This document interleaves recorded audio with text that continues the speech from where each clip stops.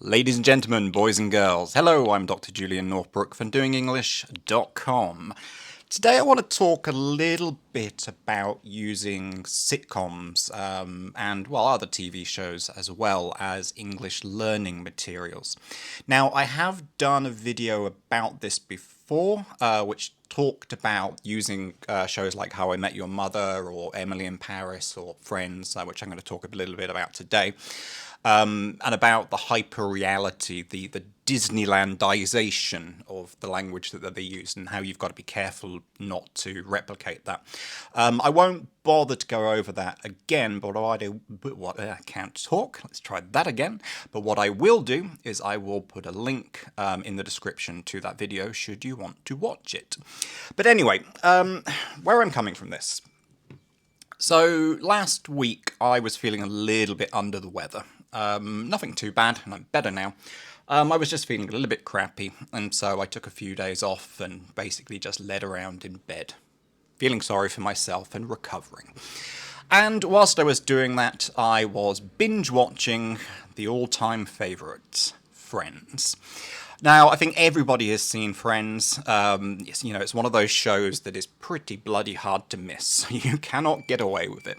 I also wouldn't say it's my favourite show ever, but, when you're feeling pretty crappy, it's easy entertainment that does not require you to use your head in any kind of way. So, the point of telling about this is, in the other video, which again I will link to in the description, I talked more about the language and the hyperrealism. But one thing you've also got to be very mindful of when you are using TV shows and sitcoms and things like that is the cultural and social background of the shows. Because if you've been following my stuff for a while, as you will know, the cultural aspect of language is extremely important. Culture is the lens through which we perceive and understand the world. Everything that people say to us is filtered through our cultural filter. And in turn, everything that we say is based on our knowledge of culture. Now, in terms of Friends, I mean, there are problems with the language aspect. I wouldn't say that it is dated. I mean, there are certain aspects that are dated. Obviously, words that are more, newer, that have come out since the 90s aren't used in that show, but I mean, that's beside the point. There are problems with the language, but I think they're fairly minimal. However, there are things that you've got to be critical of and pay attention to in terms of the cultural background and aspects of it.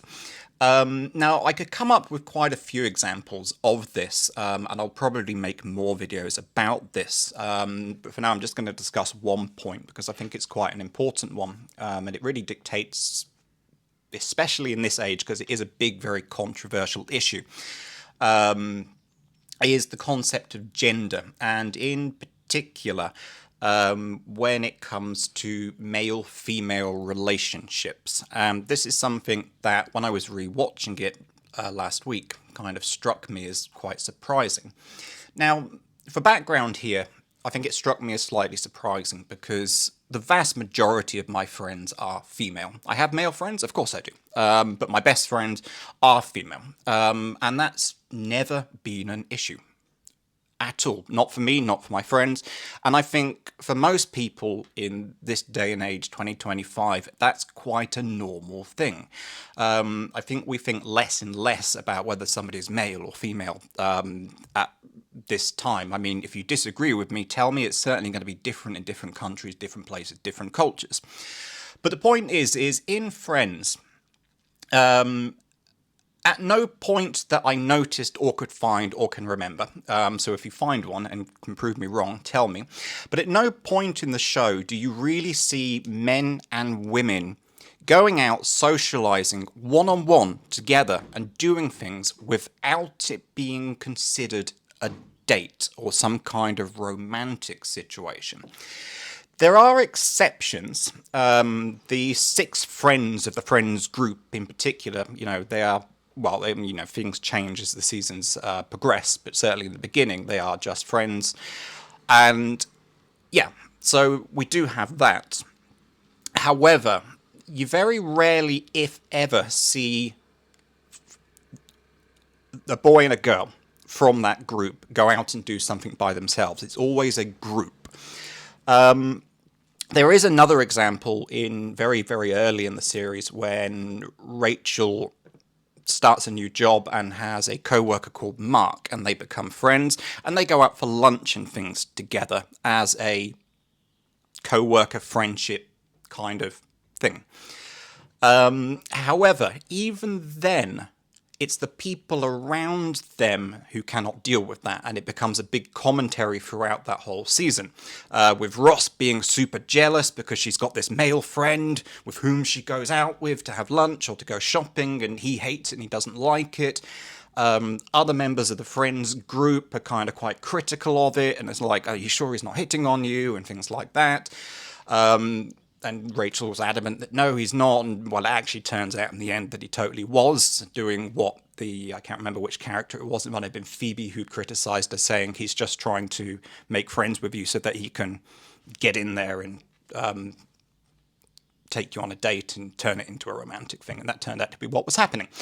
But again, the point is, and it's a very random point, but the point is this kind of social background is very, very important when it comes to the language that we use.